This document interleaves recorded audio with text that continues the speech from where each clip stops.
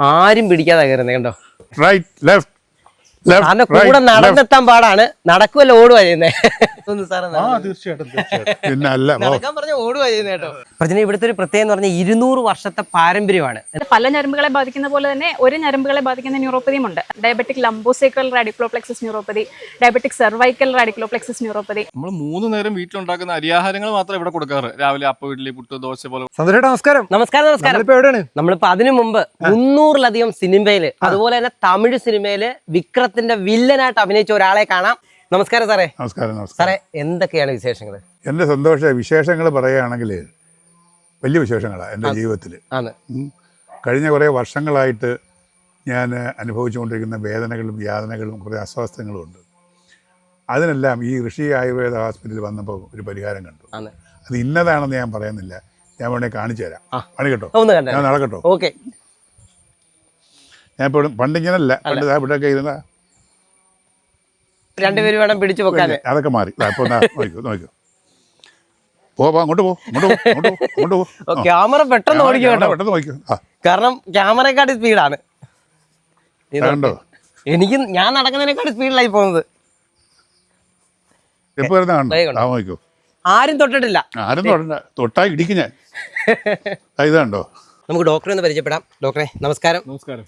എങ്ങനെയുണ്ടായിരുന്നു ഡോക്ടറെ ഇദ്ദേഹത്തിന്റെ വരവും ഇപ്പോഴത്തുള്ള ആ ഒരു മാറ്റവും? നല്ല മാറ്റമല്ലേ, നമ്മളത് കണ്ടിട്ടുള്ളതല്ലേ ഇതിനു മുമ്പ്. കേരളത്തിലുള്ള എല്ലാവർക്കും അറിയാം ഇദ്ദേഹത്തിന്റെ ഉള്ള എന്താണ് പ്രശ്നം എന്നുള്ളത്. അതെ, എല്ലാവരെയും പോലെ തന്നെ ന്യൂറോപ്പതി തന്നെയാണ് ഇദ്ദേഹത്തിനും. ലേലത്തിന്റെ അകത്തൊക്കെ കാണിച്ച് അമ്മായി എന്നും പറഞ്ഞ് കയറി വരുന്ന ആ പവർ ഉണ്ടല്ലോ, ആ പവർ ഇപ്പൊ ഉണ്ട്. ഞങ്ങൾ തിരിച്ചു കൊണ്ടിരിക്കും. പക്ഷെ വന്ന സമയത്ത് അത്ര ഒരു പവർ ഇല്ലായിരുന്നു. നമ്മുടെ ആ മനസ്സിലുള്ള ഒരു കൊല്ലം തുളസി ഉണ്ടല്ലോ, അതാ സത്യം. അത് ഞാൻ വരുമ്പോൾ വളരെ ബുദ്ധിമുട്ടിയാണ് വന്നത്. എന്നെ ഇവിടുന്ന് വേറെ ഡോക്ടറും വേറൊരു പയ്യനും കൂടെ പിടിച്ചെറിയ കൊണ്ടായി കയറ്റമൊക്കെ ഇറങ്ങി ഇവിടെ കൊണ്ടുവന്ന് കയറ്റിയത്. സാർ പല ഹോസ്പിറ്റലിലും പോയിട്ടുള്ളതല്ലയോ? ഞാൻ കേരളത്തിലുള്ള മിക്കവാറും എല്ലാം പ്രസിദ്ധമായ ഹോസ്പിറ്റലിൽ എല്ലാം പോയിട്ടുണ്ട്.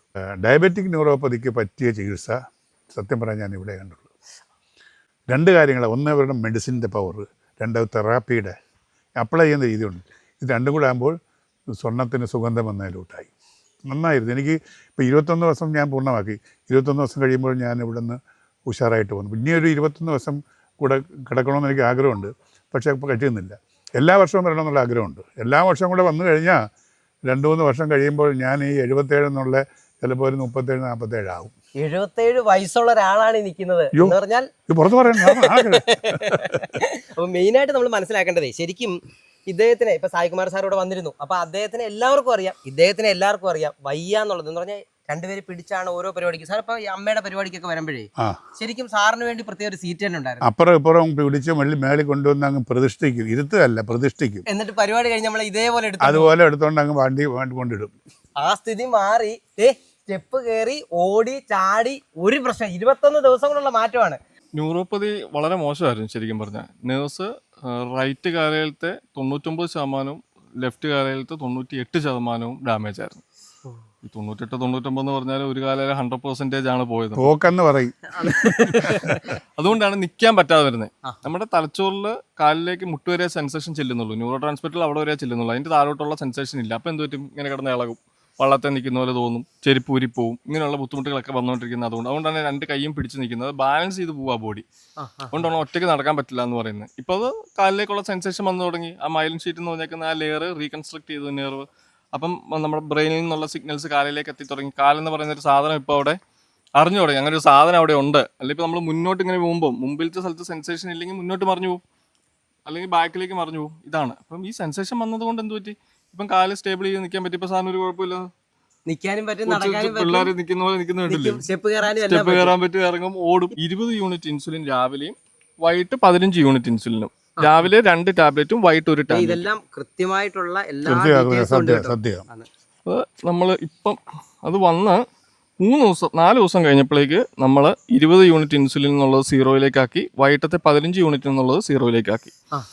അതിനുശേഷം ഒരു 3 ദിവസം 7-ാമത്തെ ദിവസമായപ്പോഴേക്ക് ടാബ്ലറ്റുകളെല്ലാം നിർത്തി, എല്ലാം സ്റ്റോപ്പ് ചെയ്തു. ഇൻസുലിൻ സ്റ്റോപ്പ് ചെയ്തു, ഷുഗറിന്റെ ടാബ്ലറ്റുകൾ സ്റ്റോപ്പ് ചെയ്തു. ഞാൻ സത്യവാങ്മൂലം ചെയ്ത് കൊള്ളുന്നു.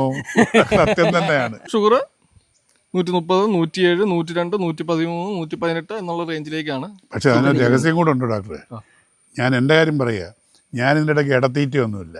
നിങ്ങളുടെ ഫുഡുകൾ കഴിക്കുന്നതല്ലാതെ. ഇപ്പൊ ഇവിടുത്തെ ഒരു മെയിൻ കാര്യമുണ്ട്, ഇവിടുത്തെ ഫുഡ് അതും കൂടെ കറക്റ്റ് ചെയ്യണം. ഇപ്പൊ വരുന്ന ഒരാൾക്കാരോട് പറയുവാണ്, ഇവർ പറയുന്ന രീതിയിൽ തന്നെ കറക്റ്റായിട്ട് മുന്നോട്ട് പോവുകയും ഇവിടുന്ന് പോയി കഴിഞ്ഞിട്ടും അങ്ങനെ തന്നെ കുറച്ച് നാൾ പോയാൽ ഓക്കെ അല്ലേ ഡോക്ടർ? ഓക്കെയാണ്. അപ്പം ആൾക്കാരുടെ ഒരു മൈൻഡിലേക്ക് 3 നേരം ചപ്പാത്തി കഴിക്കണം, കൂർഗ അല്ല നമ്മുടെ വേറെ എന്തെങ്കിലുമൊക്കെ സാധനങ്ങളാണ്. നമ്മൾ 3 നേരം വീട്ടിലുണ്ടാക്കുന്ന അരിയാഹാരങ്ങൾ മാത്രമേ ഇവിടെ കൊടുക്കാറ്. രാവിലെ അപ്പം, ഇഡ്ഡലി, പുട്ട്, ദോശ പോലെ കൊടുക്കും. ഉച്ചയ്ക്ക് ചോറ്, വൈകിട്ട് ഒന്നെങ്കിൽ കഞ്ഞി, അല്ലെങ്കിൽ ഫ്രൂട്ട്സിൻ്റെ ഒരു സലാഡ്, അല്ലെങ്കിൽ വെജിറ്റബിൾ സലാഡ്, ഇങ്ങനെയാണ് കൊടുക്കുന്നത്. കാർബോഹൈഡ്രേറ്റഡ് ഫുഡാണ് നമ്മൾ കൊടുക്കുന്നത്. പാടില്ല എന്ന് വിചാരിച്ചിരിക്കുന്ന കാര്യങ്ങൾ കഴിച്ചപ്പോഴും ഷുഗർ ലെവൽ നിൽക്കുക. ഇവൻ ഒരു ദിവസം എനിക്ക് കപ്പ തിന്നണമെന്ന് പറഞ്ഞു.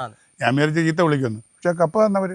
എന്നിട്ട് നോക്കിട്ടോ സാറേ, കപ്പയാണ് ശരിക്കും പറഞ്ഞ ലോകത്ത് കപ്പ ഷുഗർ പേഷ്യൻസ് കപ്പ കഴിക്കരുത്, കഴിച്ചാൽ അവൻ തീർന്നു എന്നാണ് പറഞ്ഞു കൊടുക്കുന്നത് അല്ലേ? ഇവർ ഷുഗർ പേഷ്യൻസിന് വലിയൊരു സ്വപ്നമാണ് കപ്പ കഴിക്കണമെന്ന് പറയുമല്ല. കപ്പയുടെ കൂടെ മീൻ കറി കൂടെ കഴിച്ച കുഴപ്പമില്ല. ഈ കപ്പയാണ് ഏറ്റവും കൂടുതൽ കാർബോഹൈഡ്രേറ്റ് ഉള്ള സാധനം. കാർബോഹൈഡ്രേറ്റ് കഴിച്ചാലാണ് ഷുഗർ പെട്ടെന്ന് കൂടുന്നത്. ഓക്കെ, അപ്പോൾ ഭയങ്കര സ്റ്റാർച്ചുമാണ്. അപ്പോൾ ഈ കപ്പ നമ്മൾ കഴിപ്പിച്ചു. വൈകിട്ട് ഇദ്ദേഹത്തിന് കപ്പ കൊടുത്തു, വയറ് നിറച്ച് കപ്പ കൊടുത്തു, മുളക് പൊട്ടിച്ച് എല്ലാം കൂടെ ചേർത്ത് ഞങ്ങൾ കൊടുത്തു.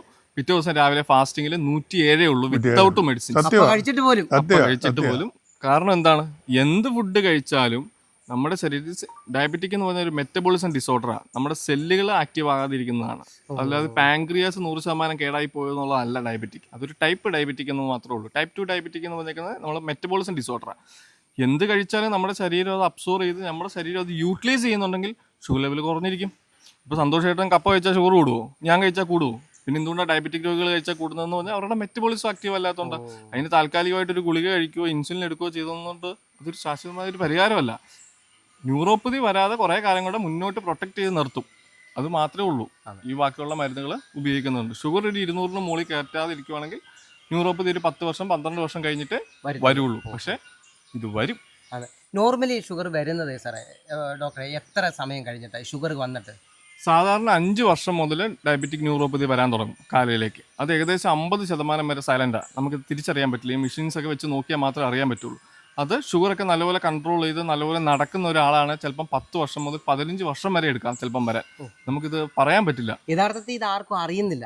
ന്യൂറോപ്പതി എന്നൊരു കണ്ടീഷന് ശരിക്കും വ്യക്തമായൊരു ചികിത്സ ഇല്ലാത്തത് കൊണ്ട് തന്നെ എനിക്ക് തോന്നുന്നതേ ഈ ഋഷി എന്ന് പറഞ്ഞ ഹോസ്പിറ്റലിൽ നിന്നാന്ന് തോന്നുന്നു ഏറ്റവും കൂടുതൽ ന്യൂറോപ്പതി എന്ന് പറഞ്ഞൊരു വാക്ക് തന്നെ ആൾക്കാർ സാധാരണപ്പെട്ടവര്, ഡോക്ടർമാർക്ക് അറിയാം, സാധാരണപ്പെട്ടവർ കേൾക്കാൻ തുടങ്ങിയത്. ആ മാറ്റം ഉണ്ടായത് ഇപ്പൊ ഇവരെ പോലുള്ള ആൾക്കാരൊക്കെ പണ്ട് കാലത്ത് ഈ പറഞ്ഞ ഷുഗറിന് മരുന്ന് കഴിച്ചോണ്ടിരിക്കുവായിരുന്നു. എനിക്ക് ക്യാൻസർ വന്ന ശരീരമാണല്ലോ. 13 വർഷത്തിനകത്ത് ക്യാൻസർ വന്നിട്ട് ഇപ്പോഴും ജീവിച്ചിരിക്കുന്ന കുറേ ജീവികളുടെ കൂട്ടത്തിൽ ഒരാളാണ് ഞാൻ. അപ്പോൾ അതിനുശേഷം അവർ ഈ സ്റ്റീറോയിഡ് കുത്തിവെക്കുമായിരുന്നു. സ്റ്റീറോയിഡ് കുത്തിവെച്ച് അത് ഷുഗർ ഷൂട്ടപ്പ് ചെയ്യും. അങ്ങനെ കൺവേർട്ട് ചെയ്താണ് ഈ ഡയബറ്റിക് ന്യൂറോപ്പതി ആയിട്ട് എനിക്ക് മാറിയത്. ഇതിന് ഞാൻ പലയിടത്തും ചികിത്സിച്ചെടുത്തിട്ടുണ്ട്, പക്ഷേ അവിടെ പ്രോപ്പർ അല്ല. എല്ലായിടവും പ്രോപ്പർ അല്ലെന്ന് വേണം എനിക്ക് പറയാം. ഇവിടെ ഒരു പ്രോപ്പർ ചികിത്സ എനിക്ക് കിട്ടി, എനിക്ക് മാറി. സാർ പിന്നെ ആദ്യമേ വന്നപ്പോഴേ പറഞ്ഞു ഒരു തള്ളൽ എന്നുള്ള രീതിയിലാണ് സാറ് വീഡിയോ. ആദ്യമേ വീഡിയോ കണ്ടപ്പോൾ ഒരു തള്ളലാന്ന് തോന്നി. പിന്നെ സന്തോഷമാകുമ്പോൾ എനിക്ക് സംശയം മാറി. പക്ഷെ ഇവിടെ വന്നപ്പോൾ എനിക്ക് തോന്നി ഇത് സത്യമാണെന്ന്. നമ്മൾ ഇപ്പം ഡയൽ കേരളയിൽ വരുന്ന ഏത് വീഡിയോ കണ്ടാലും നമ്മൾ കൃത്യമായിട്ടുള്ള കാര്യങ്ങൾ മാത്രം പറയുന്നതുകൊണ്ടാണ് നമുക്ക് അടുത്തടുത്ത ആൾക്കാർ വരുന്നത്. ഇപ്പം സാറിനെ പോലുള്ള ആൾക്കാർ ഇവിടെ വന്നിട്ട് റിസൾട്ടോടെ തിരിച്ചു പോകുന്നത്. അതുപോലെ ഇവിടെ എനിക്ക് തോന്നുന്നു ഞങ്ങൾ വീഡിയോ ചെയ്തിട്ട് ഒരു 10,000-കണക്കിന് ആൾക്കാർ ഇവിടെ വന്നിട്ട് റിസൾട്ടായിട്ട് പോകുന്നുണ്ട്. കിടന്നായാലും അല്ലാതെ OP വന്നിട്ടായാലും പോകുന്നുണ്ട്. അപ്പോൾ ആ റിസൾട്ട് കിട്ടുന്നത് എന്താണെന്ന് ചോദിച്ചാൽ നമ്മൾ സത്യസന്ധമായിട്ട് പറയുന്നതുകൊണ്ടാണ്. ഇപ്പോൾ സാറ് തന്നെ വിചാരിച്ചു, ഇപ്പോൾ കാഴ്ചക്കാർ കാണാൻ വിചാരിക്കും ഇത് ആരെങ്കിലും കൊണ്ടുവന്നത്. ഇപ്പോൾ സാറിനെ പോലുള്ള ഒരാളെ പറ്റത്തില്ല. എന്താണെന്നറിയോ, സാറിന് വയ്യ എന്നുള്ള എല്ലാവർക്കും അറിയാം. ഞാനൊരു സംശയം ചോദിച്ചോട്ടെ. ഞാൻ എന്തായാലും ഡിസ്ചാർജ് ചെയ്ത് നിൽക്കുകയാണല്ലോ. ഈ ഇവിടുന്ന് പോയി കഴിഞ്ഞതിന് ശേഷം എന്നെ പോലുള്ളൊരു പേഷ്യൻറ്റ് ഇനി എന്താണ് ഫോളോ അപ്പ് ചെയ്യേണ്ടത്? ഒരു ദിവസം 1 മണിക്കൂറെങ്കിലും നടക്കണം. 1 മണിക്കൂർ? 1 മണിക്കൂറെങ്കിലും ഒരു ദിവസം. അതായത് രാവിലെ ഒരു അരമണിക്കൂർ, വൈകിട്ട് ഒരു അരമണിക്കൂർ വീതമെങ്കിലും നടക്കണം. ഈ നടക്കാൻ പറയുന്ന ഒന്നാമത് ന്യൂറോൺസ് നമ്മുടെ ബ്രെയിനിൽ നിന്ന് കാലിലേക്ക് എത്തുന്നുണ്ട്. ആ മൈലിൻ ഷീറ്റാണ് ഡാമേജ് ആയത്. അത് നമ്മൾ റീകൺസ്ട്രക്ട് ചെയ്തു. അതുപോലെ തന്നെ ഈ പേഷ്യൻസിൻ്റെ എന്താ പ്രശ്നം വെച്ചാൽ ബ്ലഡ് ക്യാപ്പിലറീസിലെല്ലാം ബ്ലോക്ക് ഉണ്ട്. അപ്പോൾ നമ്മുടെ ഈ ട്രീറ്റ്മെൻറ്റ് ടൈമിൽ ഈ ബ്ലോക്കുകളെല്ലാം നമ്മൾ മെൽറ്റ് ചെയ്യിപ്പിച്ചിട്ടുണ്ടാവും. അപ്പോൾ സർക്കുലേഷൻ ഇമ്പ്രൂവ് ആയി. അപ്പോൾ വീണ്ടും ഈ കാല് റെസ്റ്റിലേക്ക് പോയാൽ വീണ്ടും ഡെപ്പോസിറ്റ് വരാനുള്ള സാധ്യത കൂടും. അപ്പോൾ നമ്മൾ നടക്കാൻ പറയുന്നത് അതുകൊണ്ടാണ്. അതുപോലെ ഈ ന്യൂറോപ്പതി എന്തുകൊണ്ടാണ് ചില ആൾക്കാർക്ക് പെട്ടെന്ന് നല്ല ആക്റ്റീവായിട്ട് നടക്കുന്ന ഒരാൾ പെട്ടെന്ന് അയാളുടെ കാലൊന്ന് ഫ്രാക്ചർ ആവുമോ കാലൊന്ന് ഉളുക്കുകയോ ഒക്കെ ചെയ്ത് ഒരു മാസം ഇരുന്ന് കഴിഞ്ഞാൽ പിന്നെ എണീറ്റ് കഴിഞ്ഞാൽ പിന്നെ പേഷ്യൻറ്റ് നടക്കാൻ പറ്റില്ല. അങ്ങനെയായിരിക്കും ഈ പേഷ്യൻസ് വന്ന് കംപ്ലയിൻറ്റ് പറയുന്നത്. കാരണം ആ സമയത്തേക്ക് കാലിലേക്കുള്ള സർക്കുലേഷൻ പോവും. ആ സമയത്ത് മൈലിൻ ഷീറ്റ് മുഴുവൻ ഡാമേജ് ആയി പോവും, നെർവ്സ് മുഴുവൻ പോവും, ബ്ലഡ് ക്യാപ്പിലറീസ് മുഴുവൻ ബ്ലോക്ക് വരും, മെയിൻ ആർട്ടറിയിലെല്ലാം ബ്ലോക്ക് വന്ന് പേഷ്യൻറ്റിന് നടക്കാൻ പറ്റാത്ത. അടുത്ത ഒരു സംശയം, ഈ ഭക്ഷണക്രമം. ഭക്ഷണക്രമമാണ് പ്രധാന കാര്യം. കാര്യം ഇപ്പം നമ്മളിപ്പം കേരളീയരാണ്, നമ്മുടെ ചില ആഹാര രീതികളുണ്ട്, ചില വെജിറ്റേറിയൻസ് ആണ്, നോൺ വെജിറ്റേറിയൻസ് ആണ്.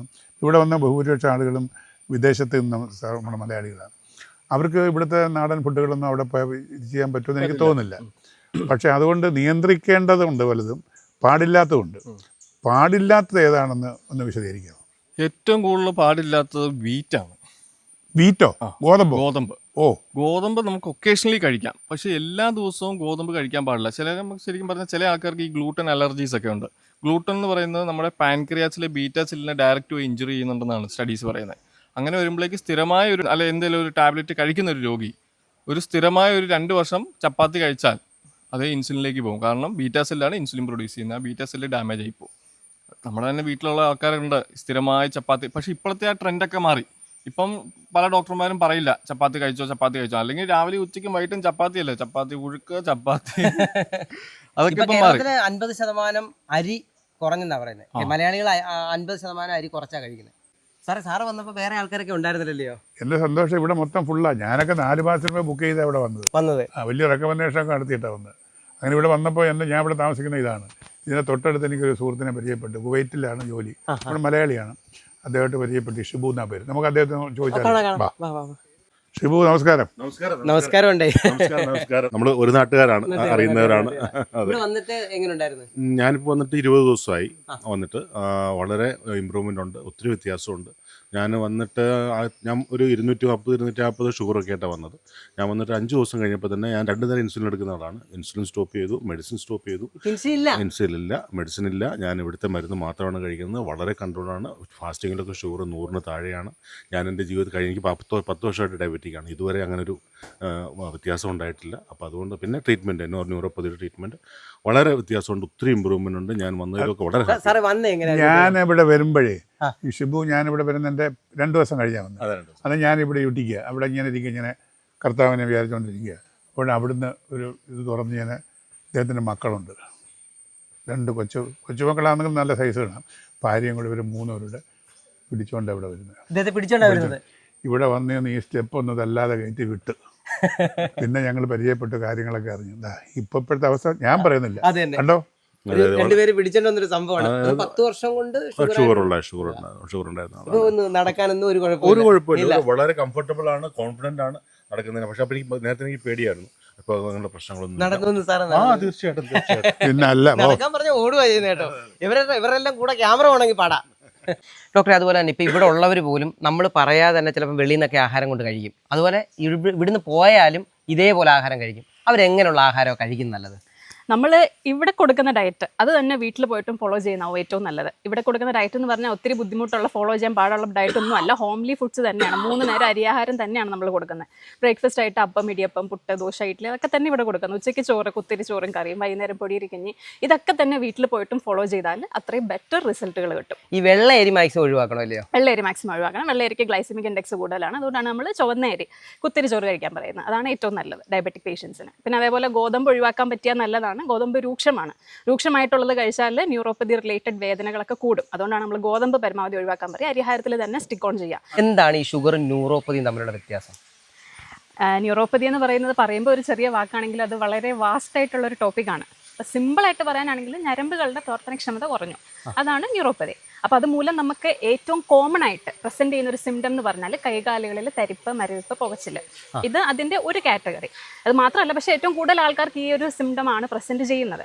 അത് നമ്മൾ സെൻസറി മോട്ടോർ പോളിന്യൂറോപ്പതി എന്ന് പറയും. അതാണ് ഏറ്റവും കോമൺ ആയിട്ട് വരുന്നത്. പോളിന്യൂറോപ്പതി പോലെ തന്നെ മോണോന്യൂറോപ്പതി ഉണ്ട്. അതായത് പല ഞരമ്പുകളെ ബാധിക്കുന്ന പോലെ തന്നെ ഒരു ഞരമ്പുകളെ ബാധിക്കുന്ന ന്യൂറോപ്പതിയും ഉണ്ട്. അതിനെ നമ്മൾ റാഡിക്കുലോപ്പതി എന്ന് പറയും. Diabetic lumbosacral radiculoplexus neuropathy, diabetic cervical radiculoplexus neuropathy. ഇതിപ്പോൾ ഡയബറ്റിസ് ഉള്ള പേഷ്യൻസിന് കഴുത്തിന് വേദന വന്നു, വർഷങ്ങളായിട്ട് കഴുത്തിന് വേദന എടുത്തിട്ട് അസുഖം കുറയുന്നില്ല. അത് ന്യൂറോപ്പതി മൂലവും ഈ കഴുത്തിന് വേദന വരാം.